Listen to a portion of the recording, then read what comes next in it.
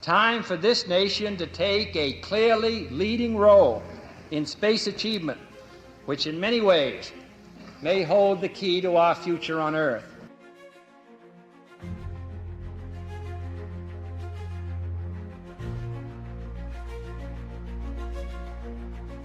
It's one small step for man, one giant leap for mankind.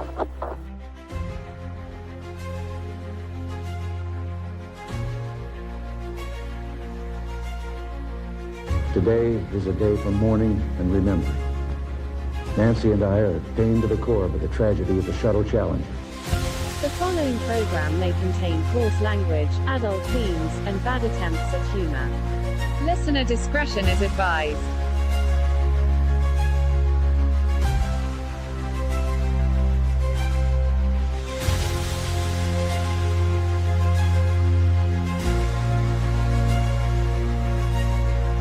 What is President Trump's goal? What is his vision? He wants to put an American flag on Mars.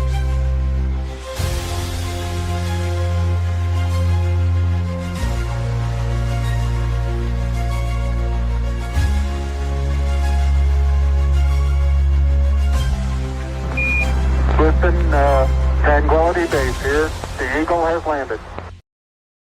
I am JEFF, a Cosmic Bard over on X, and this is the Lost Wanderer podcast for November 2nd, 2025, coming to you from the ACS Serenade Observatory, orbiting high above the night side of Earth.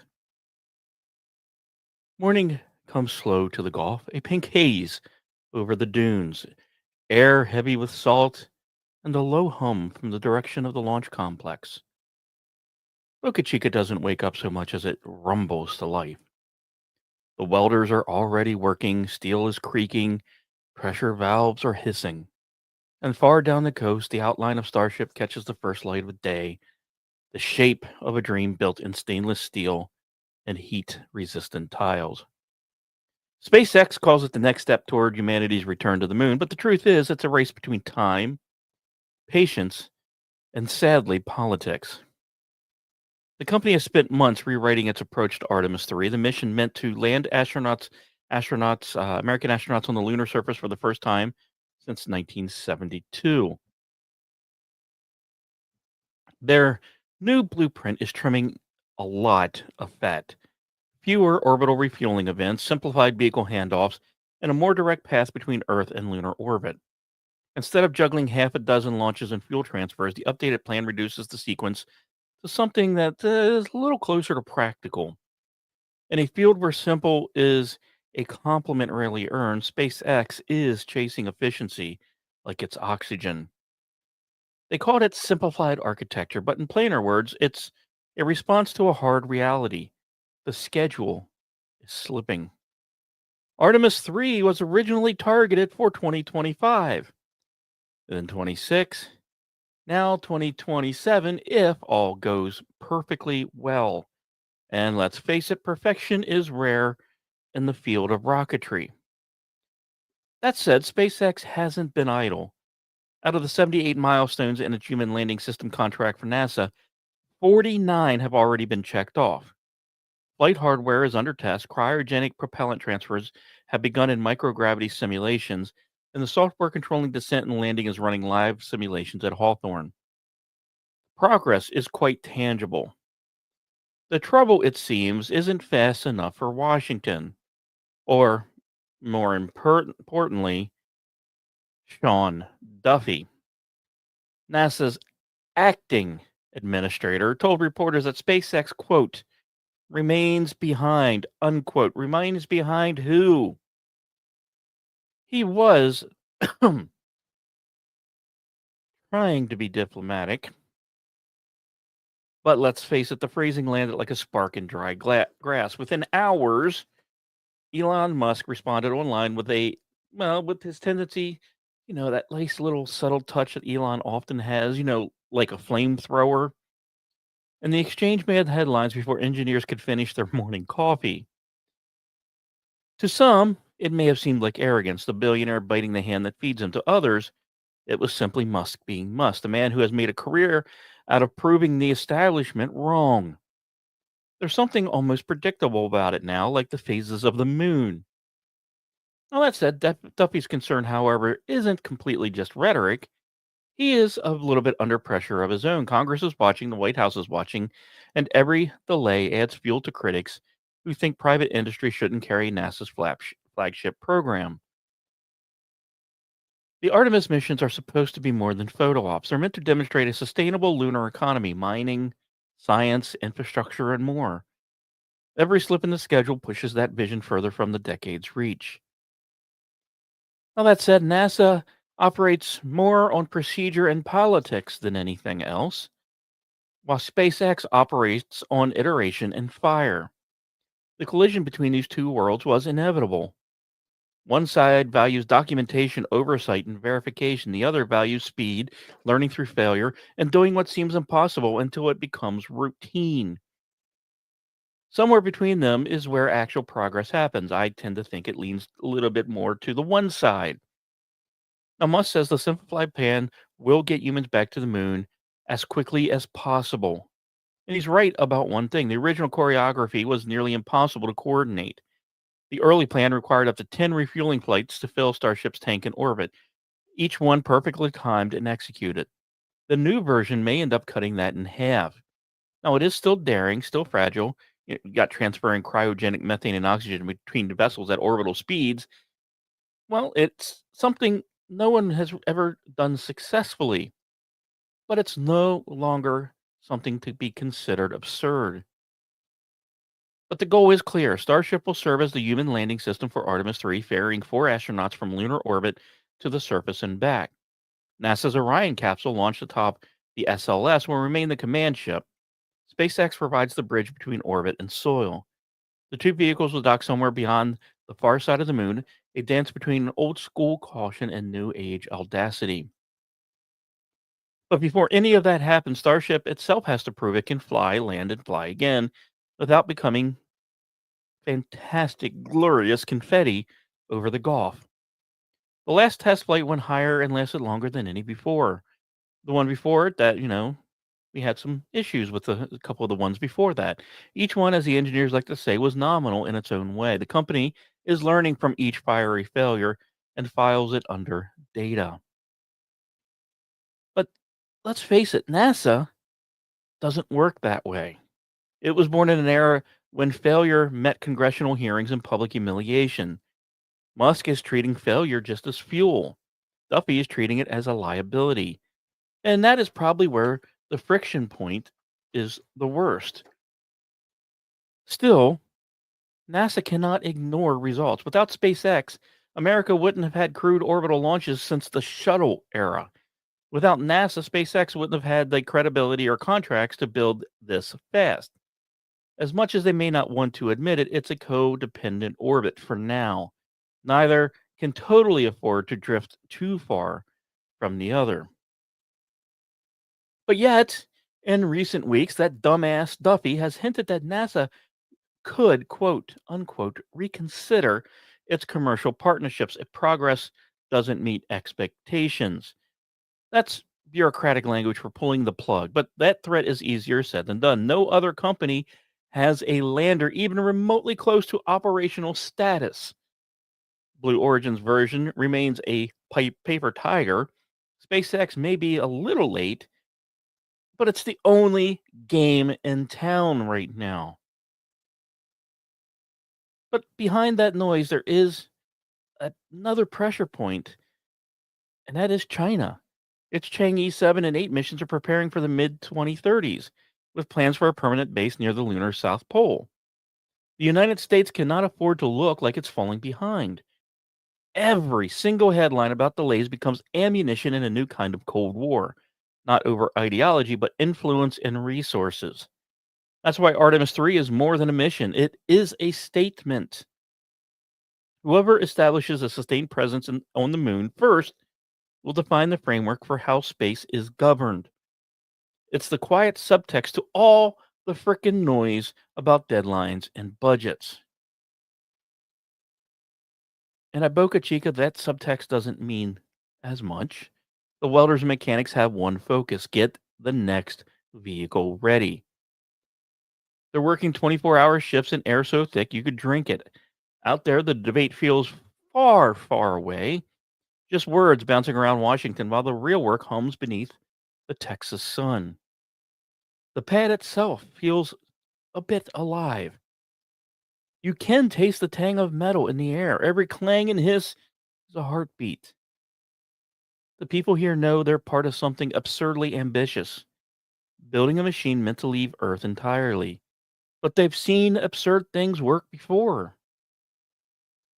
Meanwhile, in the control room, telemetry screens scroll like rivers of code, engineers talk in acronyms and murmured numbers. Every test, every data point feeds into a greater shape of Artemis 3. For all the tension between the companies, the work is still moving. The quiet truth is that no one, not NASA, not SpaceX, not the politicians, maybe except for Sean Duffy, who has his head up his ass right now, really wants it to fail. Because failure now would be bigger than either of them. It would be a pause in the story of humanity that has been being written since they first looked up. Out on the flats, Starship gleams under halogen floodlights, towering higher than the water towers around it. It looks less like a spacecraft and more like a mirror, reflecting every ambition, every argument, and every bit of hope we've poured into the sky. And somewhere inside, a welder wipes his forehead, leans back, and stares up at it. He doesn't care about budget hearings or public statements. He just wants to see it fly and land. And when he does, maybe one day he'll look up at the same moon and know he helped someone get there. Until then, the torches spark, the welds glow, and the air hums with anticipation. And high above the Gulf, the moon hangs in its pink light of morning, silent, perfect, and patient. It has seen empires rise and fall, rockets launch and crumble, promises made and broken. It will see this as well.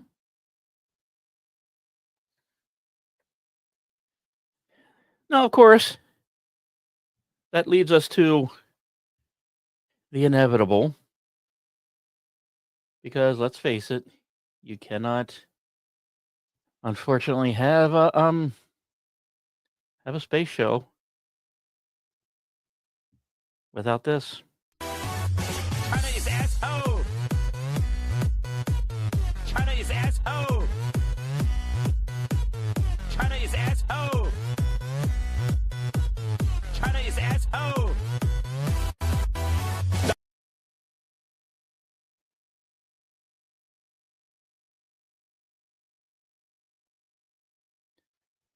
Yeah, got some fun ones tonight.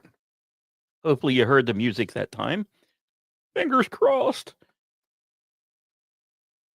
There's a smoldering patch of desert in West Australia that looks like a meteor strike. A few weeks ago, farmers near the Nullarbor Plain found it. Blackened earth, twisted metal, fragments of composite sheeting. It was not a meteor. It was, dun dun dun, the upper stage of a Chinese rocket. Fragments were still warm when investigators arrived. The scorch marks traced a long skipping path, debris that had hit the atmosphere at 27,000 kilometers per hour and survived long enough to bounce. The local police called it, quote, a foreign object of interest, unquote. Space agencies just called it a Tuesday in China. That's the new normal in low Earth orbit. We send up pieces of metal, lose tracks of half of them, and then act surprised when one of them comes back down. Now, I know the next question is, were any cows harmed? We do not know at this time if any were. But that said, officially, Beijing apologized for the, quote, uncontrolled re-entry, unquote. Unofficially, the explanation was that air friction and orbital decay was unpredictable, which, okay, is a little true, but only if you don't plan ahead. The odds of that stage hitting anyone were small, almost microscopic, but that's not the point. It's the symbolism of it. Nations leaving their crap to fall where it may, as if gravity is somehow everyone else's little problem. And that problem is getting worse. There are more than 7,000 active satellites in orbit now, twice that than there were 5 years ago, and thousands of derelict husks tumbling around them. Private companies, government payloads, spy satellites, weather tracker, science mission. It's not much of a space age as a scrapyard with some levels of Wi-Fi in it. So when you hear talk of space warfare, it's not just paranoia.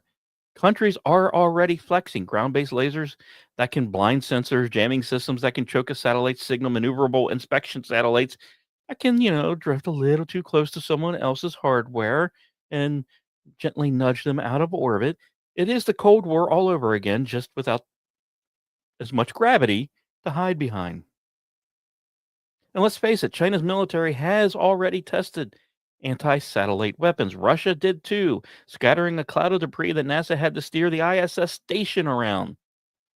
Each test leaves behind a new field of shrapnel, bullets that never stop flying.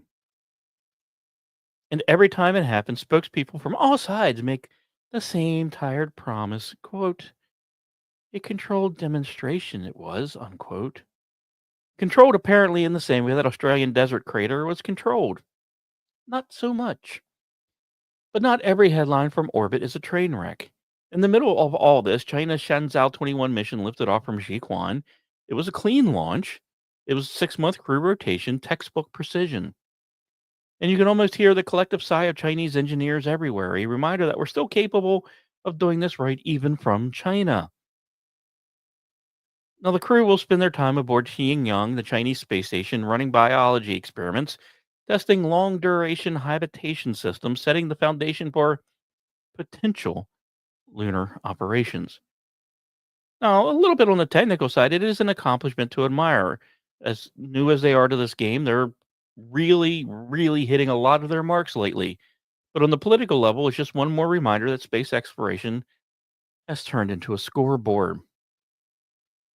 And the contradiction is a little hard to ignore. The same country that can land a capsule with pinpoint accuracy also drops booster stages on villages and in deserts. The same superpowers that talk about cooperation in science meetings are quietly moving their chess pieces in orbit. Space once was called the final frontier. These days it looks more like the same old territory, just a little bit colder and harder to clean up. And somewhere above that burned patch of desert, the Shenzhou 21 drifts in silence, a bright dot crossing the sky. And for a moment, it is a beautiful human-made star. And then you remember that half the glowing points up there aren't stars at all anymore. Far too many are trash, and temper of a species still learning a little bit on how to share the dark.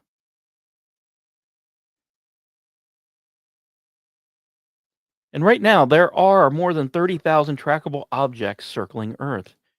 Boosters, dead satellites, broken solar panels, fairings, bolts.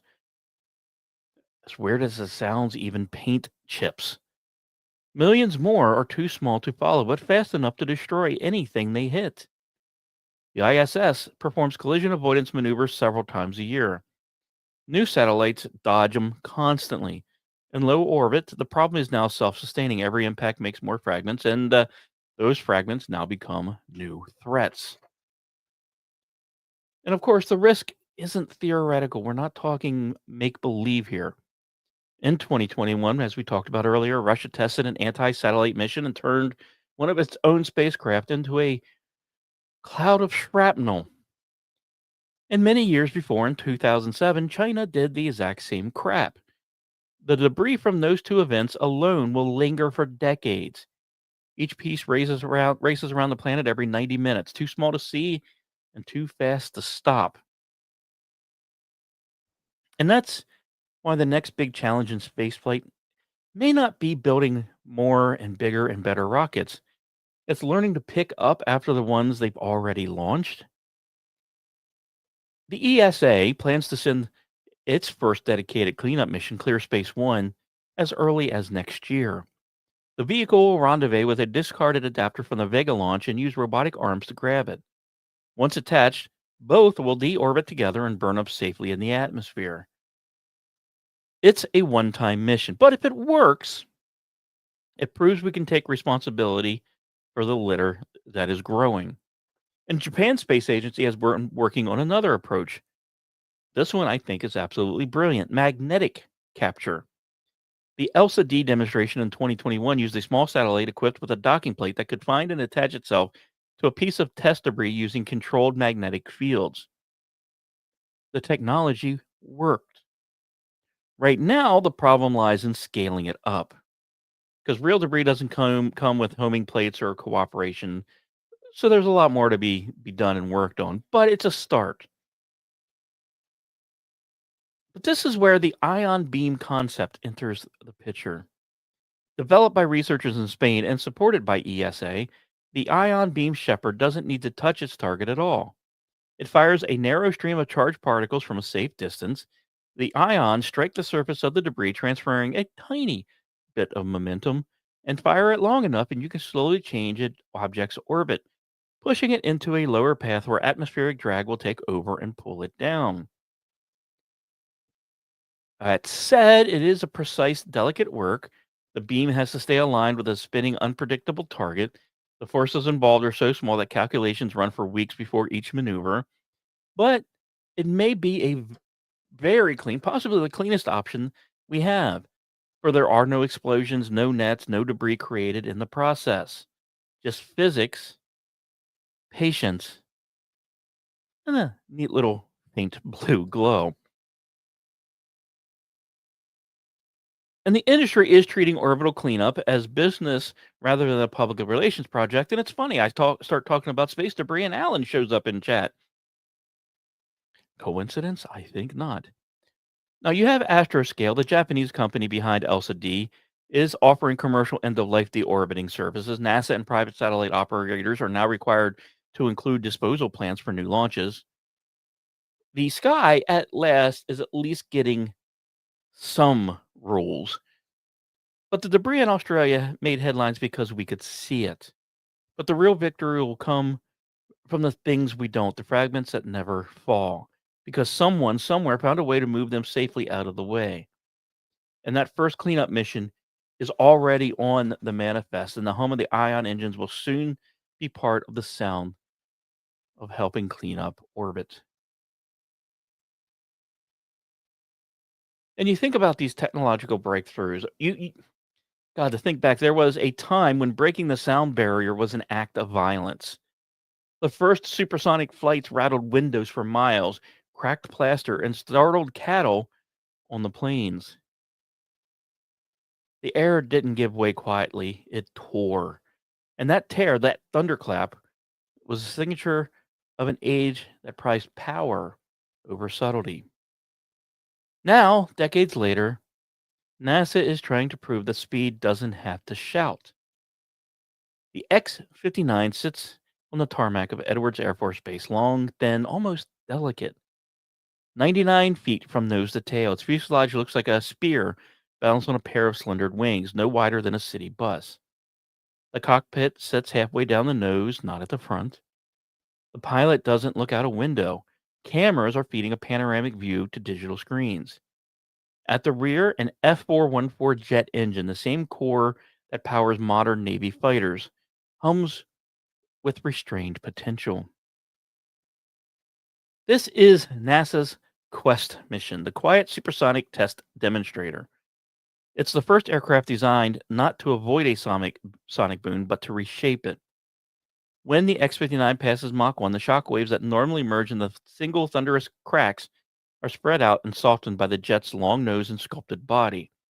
What used to rattle dishes now registers around 75 decibels, more like a car door closing than the explosion. That small change in sound could reopen a door that has been closed for half a century. Since the early 70s, the FAA has banned routine supersonic flight over land. The Concorde could cross oceans, but never the continent.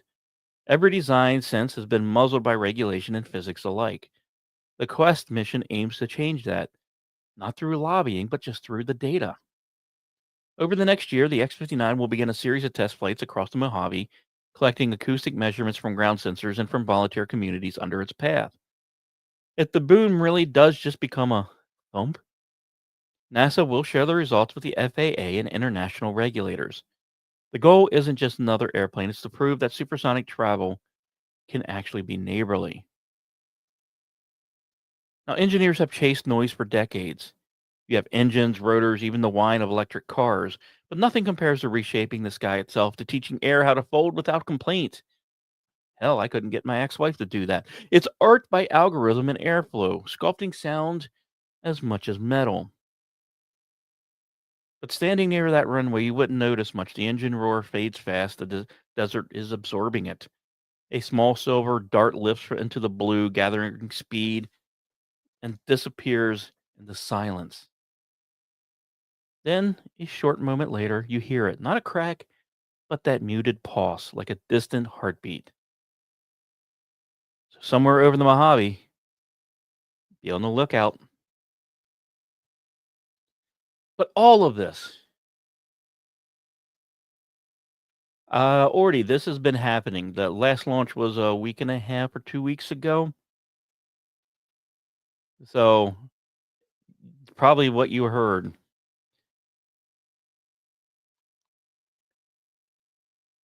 Now, all of this, in the end, still comes down to one thing: the human factor. All the rockets, boosters, and test flights come down to the few people in flight suits and those building it. But it's those in flight seats that, you see them sometimes in photos standing ankle deep in water at NASA's Neutral Buoyancy Lab, heads just above the surface, helmets glinting under the lights around them. The outline of a mock lunar landing waits on the pool floor. Every moment is slowed by resistance, every gesture deliberate. And this is where the next generation of astronauts is learning how to walk on the moon again, or for the first time. 11 and 1 a.m. or 11 and 1 p.m. local time. Already, I will investigate that for you and get back to you. The Artemis program has shifted from design reviews to rehearsal. Crews are training for 6-week missions, longer than any Apollo stay, longer than even some early ISS rotations. They practice navigation in blackout visors, working by instrument and instinct. They train for 1.6 gravity, where every motion wants to become a jump. They drill for tool failures, suit leaks, silence, and the comm loop. And they do it not in the name of spectacle, but in the name of logistics. Science payloads, power systems, habitats that have to function for whoever come next. It's easy to forget how human the work still is. I mean, we talk about the rockets and the contracts and the timelines and the automated landings and takeoffs, but in the end, it's the person pulse inside the suit that will most likely make the difference. The Artemis crews, American, Canadian, European, Japanese, are training side by side.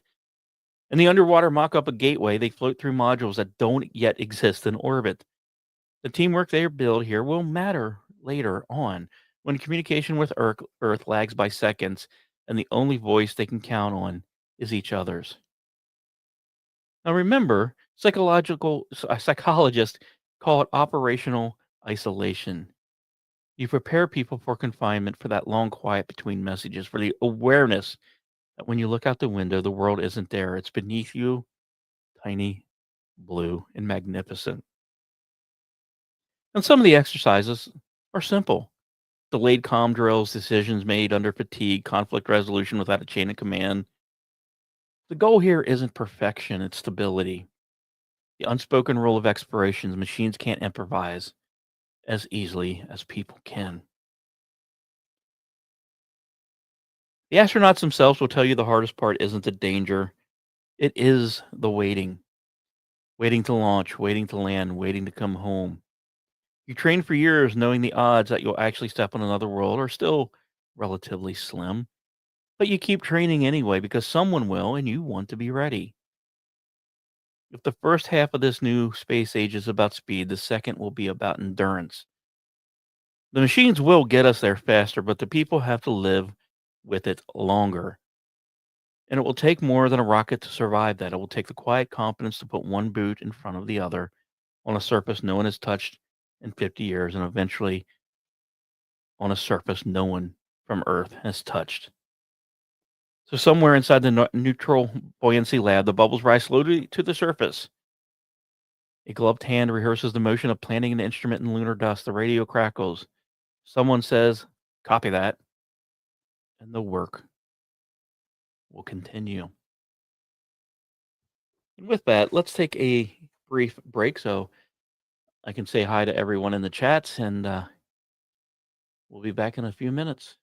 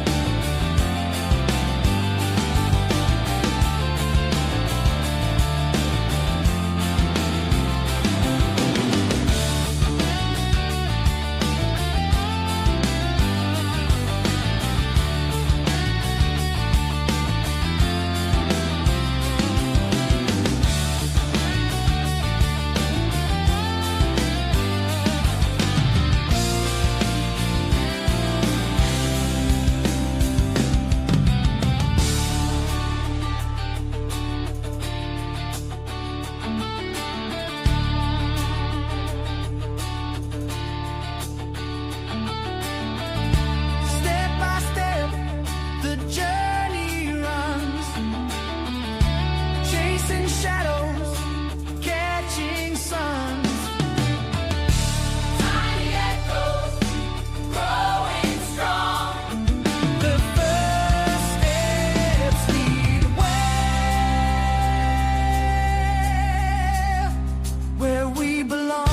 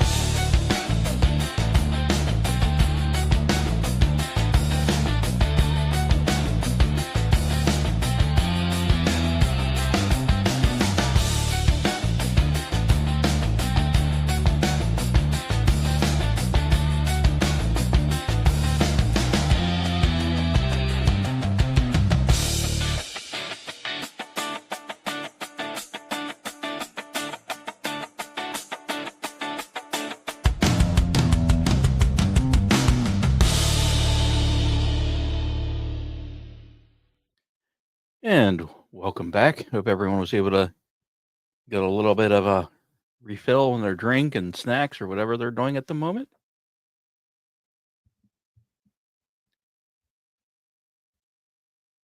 Seismologists have uncovered new evidence that part of an ancient world still exists inside our planet. Deep beneath the mantle, near the boundary where solid rock meets the liquid metal of the outer core, researchers have identified dense structures that appear older than the Earth's surface itself.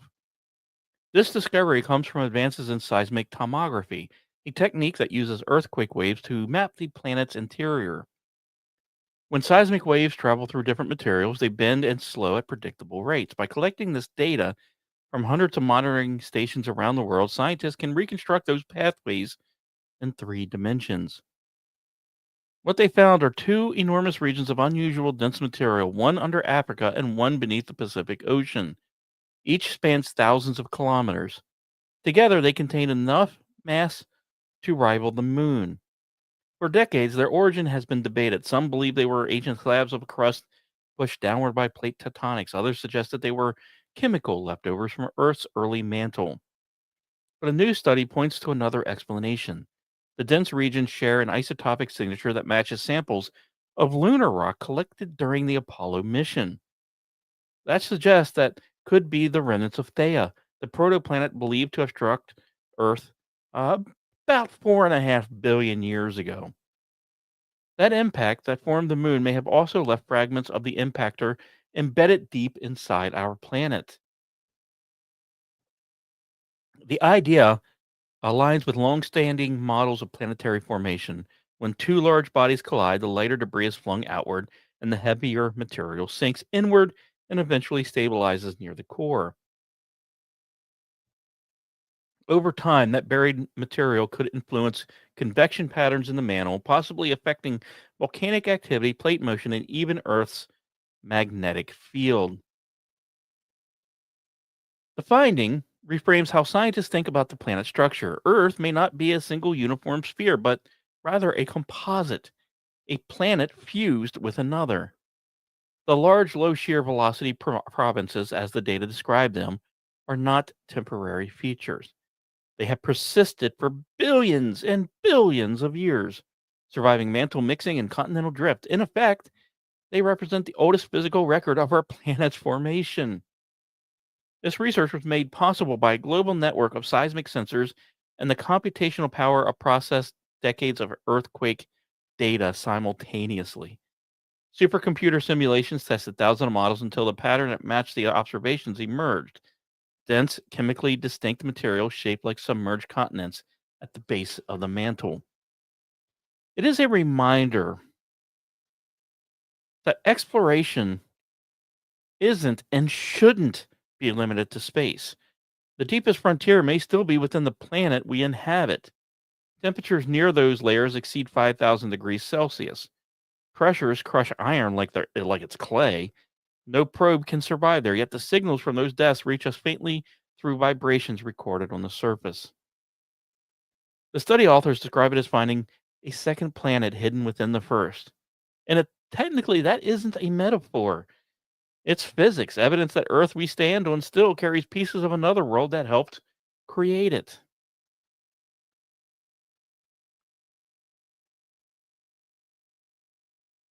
But for centuries, out in space, there has been one easy star to find in the night sky, Betelgeuse. The bright red shoulder of Orion, massive, unstable, and close enough that when it sneezes, we kind of notice. And in 2019, Betelgeuse, or Goose, or Juice, dimmed so dramatically that astronomers wondered if it was about to explode into a supernova. It didn't. But the mystery of what caused that fading never quite went away. Now, new observations suggest Betelgeuse wasn't acting alone. Oh, shit. I just said it 3 times. Okay, nothing popped up. I think I'm in the clear. Now, using the Very Large Telescope in Chile, the data from the Atacama Pathfinder Array, astronomers have found evidence of a small stellar companion orbiting the giant, a beetle buddy, if you will. The companion is faint, roughly 1/10 the mass of Betelgeuse, and hidden so close to its swollen atmosphere that it has been nearly impossible to detect until now. That discovery changes how scientists interpret everything we've seen from the star in the last decade. It is about 600 light years away and more than 700 times the diameter of our sun. But it's nearing the end of its life, using heavier and heavier elements in the shell around its core. At that stage, the star's outer layers become unstable, expanding and contracting like the surface of a slow explosion. The new data shows patterns of motion and dust that fit better with a binary system than a single solitary supergiant. The companion may have dipped into the outer envelope in the recent centuries, disturbing its equilibrium, helping drive off the huge plumes of gas that have been observed. When those plumes cooled and condensed, They form dust that temporarily block the star's light. The Great Dimming of 2019. That dimming wasn't the beginning of the end. It was a binary interaction, two stars sharing one long, unstable orbit. Now, binary pairs like this are actually common in the universe. Roughly half of all stars form in multiples. The gravitational dance can feed or strip material, shaping the way each star lives and eventually dies. In this case, the relationship may decide when or even how it finally collapses into a supernova. If the companion draws away enough mass, it actually could delay the inevitable by thousands of years. If it plunges deeper, the end could come sooner and brighter than ever expected. But for now, the system is stable and the star has returned to its normal brilliance. The latest measurements put its diameter at roughly 1.3 billion kilometers and its surface temperature near 3,500 degrees Celsius. And its mass is about 12 times that of Earth's sun. Astronomers continue to monitor subtle changes in brightness, tracking collective bubbles that rise and burst across the surface like solar storms scaled up to what would be planetary size. Now, for those curious, there is no threat to Earth when it finally decides to go play its game of Pop Goes the Weasel. At 600 light years, the event will be spectacular but not dangerous. And for a few weeks, Betelgeuse will outshine the full moon, visible even in daylight. A reminder that the universe doesn't just end things, it kind of recycles them. The elements forged in that explosion will drift through interstellar space, someday forming new stars, new planets, maybe even new watchers looking back at us.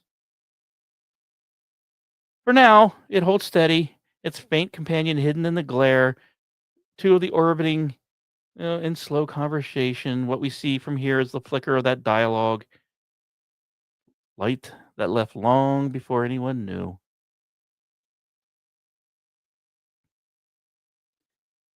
But that's not the only funness going on in the universe. Not by a long shot. We're about 1,500 light years away. A dead star is still making headlines. It's small, it's dim and quiet. It's a white dwarf, the compact remnant left behind when a sun-like star runs out of fuel. But what caught astronomers' attention wasn't the star itself, but what it's doing to the planet that has strayed too close. Telescopes from NASA's Transiting Exoplanet Survey satellite, or TESS, and ESA's Gaia observatory picked up the rhythmic dips in light coming from the system. Every 10 hours, the signal dimmed and then brightened again. At first, this did look like an ordinary exoplanet transit, but the curve wasn't clean. It trailed off, uneven and a bit ragged, as if the planet were leaving a trail behind. Follow-up observations confirmed this suspicion. The planet is being torn apart. The white dwarf packs nearly a sun's worth of mass into the body no bigger than Earth. The gravity is crushing, magnetic fields are extreme. When a surviving planet drifts too close to it, the tidal forces stretch it into fragments, pulling dust and rock into a glowing ring. The debris will spiral inward until it falls onto the star's surface, flaring in an ultra-violent and bunch of X-rays before fading into silence.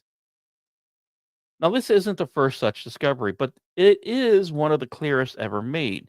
For years, scientists have found traces of polluted white dwarfs, stars whose outer layers contain heavy elements that shouldn't exist there unless they recently consumed a planet. But this new system shows that process actually in motion. The slow, deliberate disassembly of a world caught into its parent's gravity well.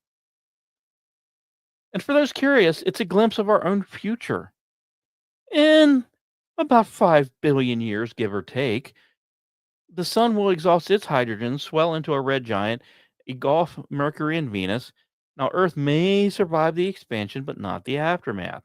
When the outer layers blow away, the core will collapse into a white dwarf, and any remaining planets will orbit a pale ember. And some, like this one, will end up wandering just a tad too close. In the images, the white dwarf looks like a pinpoint surrounded by faint haze, the shredded memory of a solar system. It isn't something you would see in a cinematic movie display. It's steady, it's mathematical, and it's highly predictable. A reminder that gravity doesn't take sentiment into account at all. It's only really there to help balance out equations, apparently. And every system will end this way given enough time. Planets will fall, stars will fade, and what remains becomes something else. But we have to remember, even in space, every destruction is a form of creation, a transfer of mass, a redistribution of energy. It's kind of how the universe keeps playing its own little game.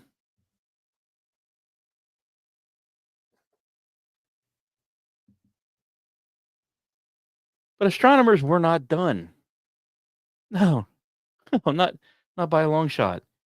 For astronomers have confirmed a new planetary system that seems built straight from the imagination of a filmmaker. 3 Earth-sized worlds orbiting 2 suns. It's the kind of place where every day would end with not one sunset, but 2. The system lies about 100 light years away in the constellation of Centaurus, not the one I'm from.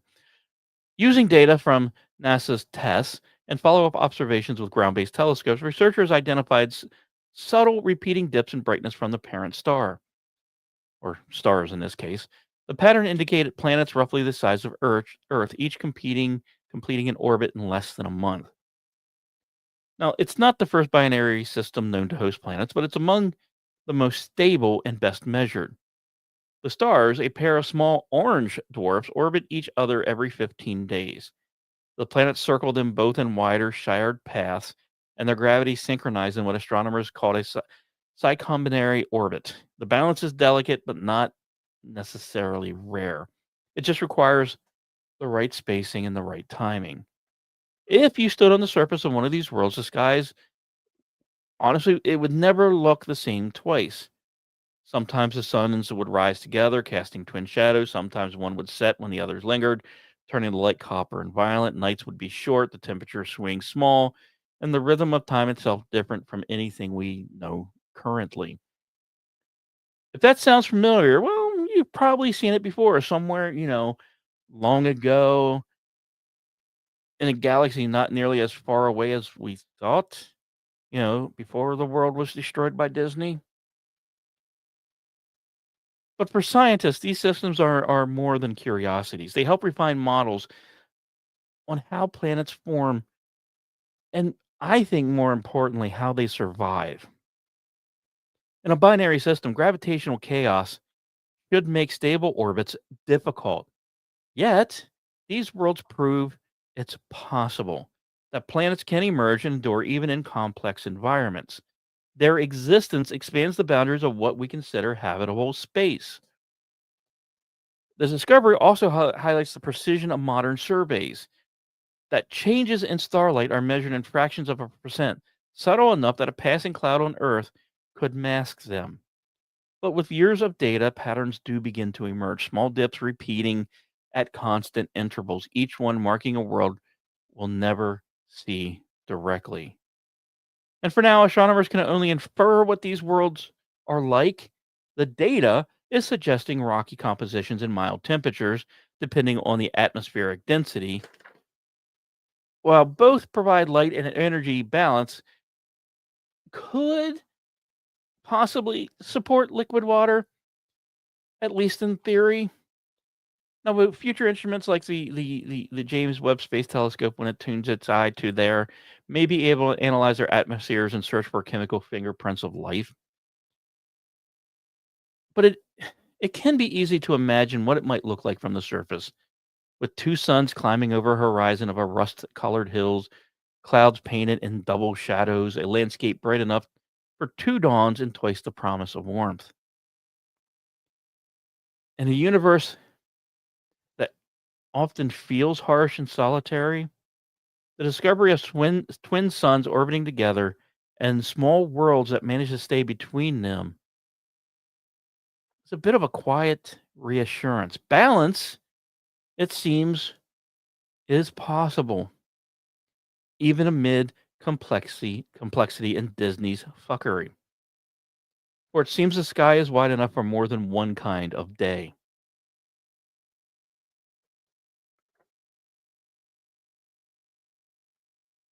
Now, there is something in science that can be hard for people to understand at times.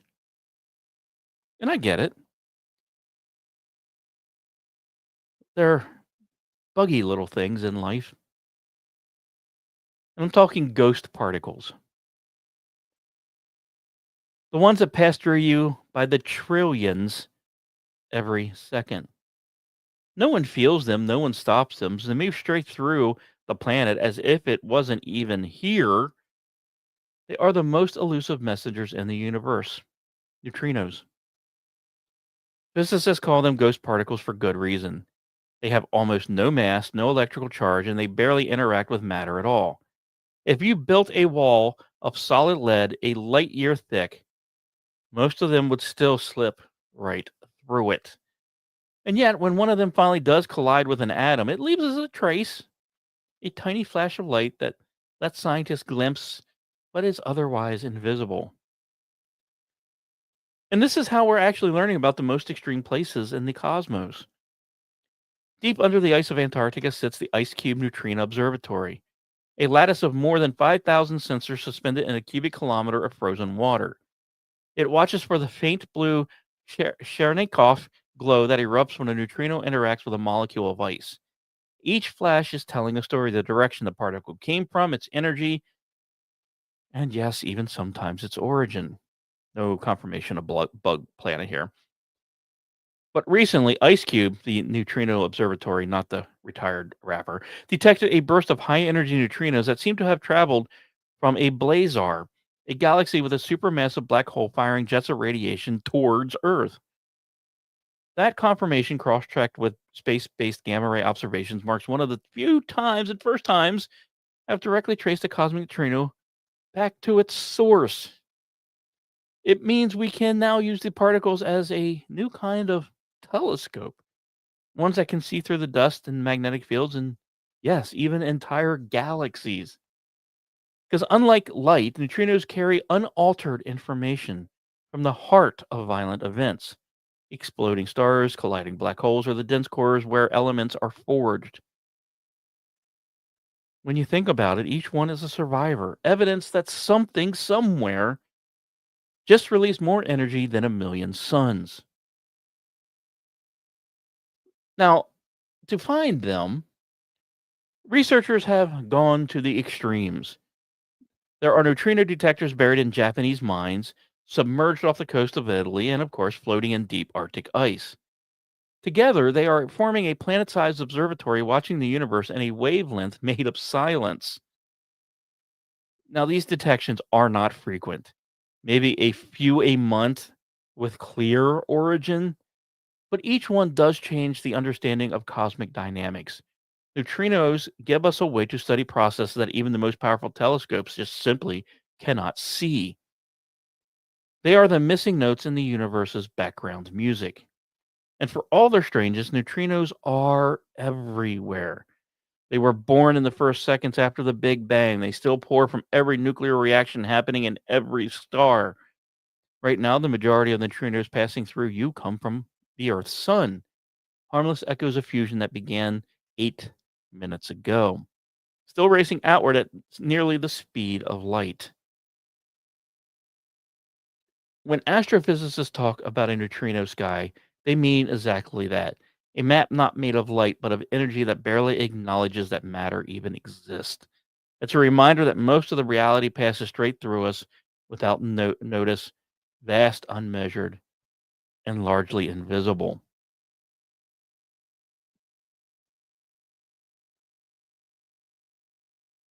And that leads us to, I think, a fun story to start wrapping up the show.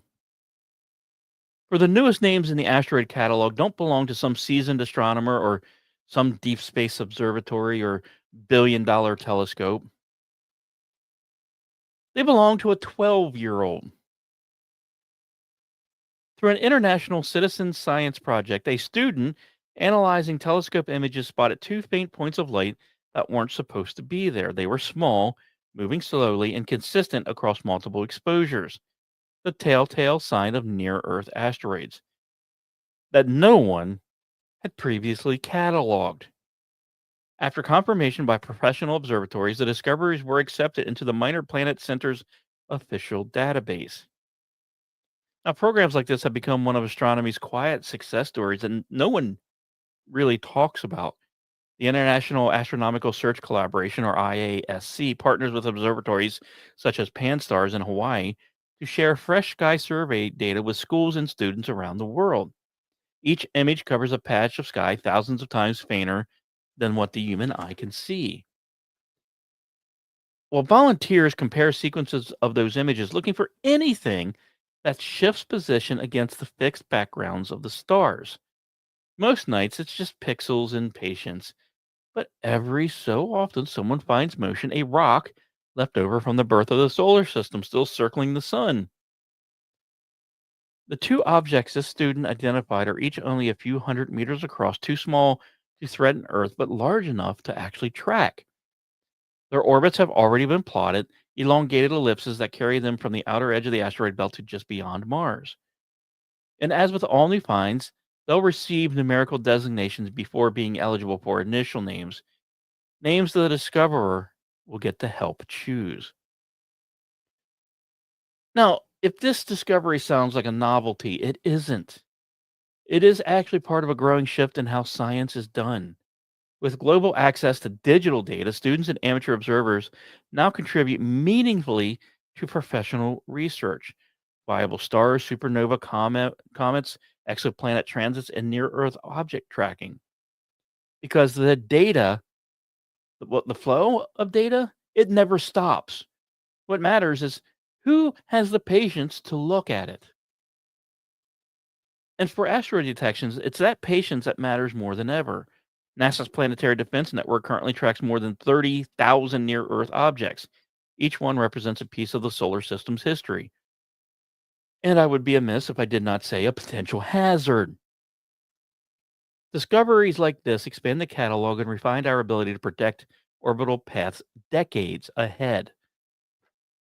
But for the student behind these two rocks, the moment wasn't about planetary defense. It was about, honestly, recognition.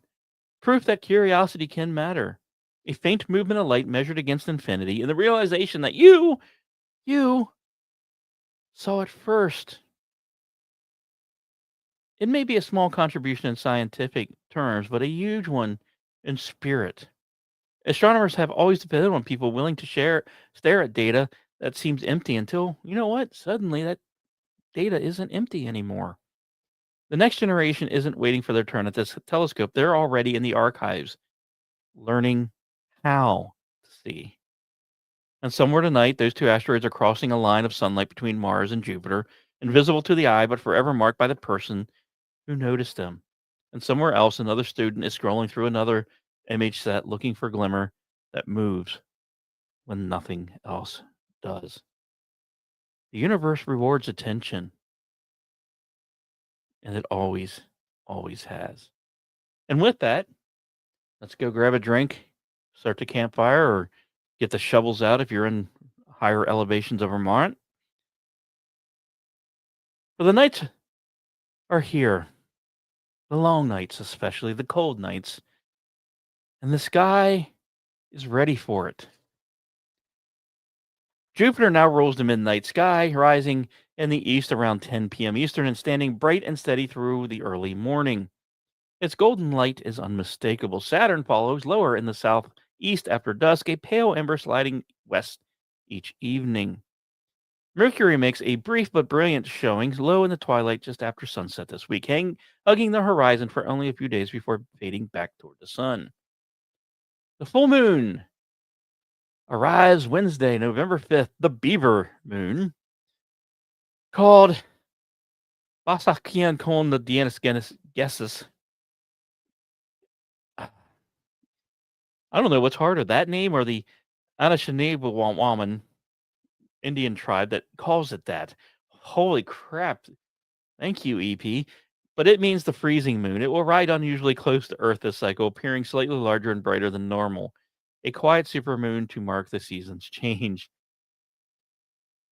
The Leoniad meteor shower peaks before dawn on November 17th, but early streaks often begin around 15th and 16th. Look east after midnight at the constellation Leo as it climbs. The moon will only be a thin crescent, leaving the sky dark enough to probably see 20 or more meteors an hour if conditions are kind. And around the 13th, as the moon is waning, the Milky Way becomes sharper, a pale ribbon stretching from Cassiopeia down through Orion, best seen from rural skies. If you happen to catch a faint bluish trace moving through Virgo or Leo, that's Comet 31 Atlas making a slow, graceful exit from the inner system, not an alien spacecraft, a Comet 31 Atlas. Dim, but it will be there for the patient observer. So for the next 2 weeks, watch Jupiter climb, catch Mercury's flash before it vanishes, and let the Beaver Moon light your nights. The sky is busy, but once again, it's never, ever hurried. Keep watching. So that's it for tonight's transmission. Thank you for tuning in whenever and however you do. Special thanks to NASA, SpaceX, Space.com's Ars Technica, NASA Spaceflight, Popular Mechanics, and everyone out there keeping humanity's eyes on the star, especially that 12-year-old kid. With me at the helm, the executive producer plotting our next course, and the ship's computer in the back whispering the star maps through the static, this has been the Lost Wanderer podcast. Until next orbit, I hope you enjoyed the show, learned a little something, and maybe had a laugh or two along the way. The universe is a pretty big place. It's bigger than anything anyone has ever dreamed of before. So if it's just us, seems like an awful waste of space. Right?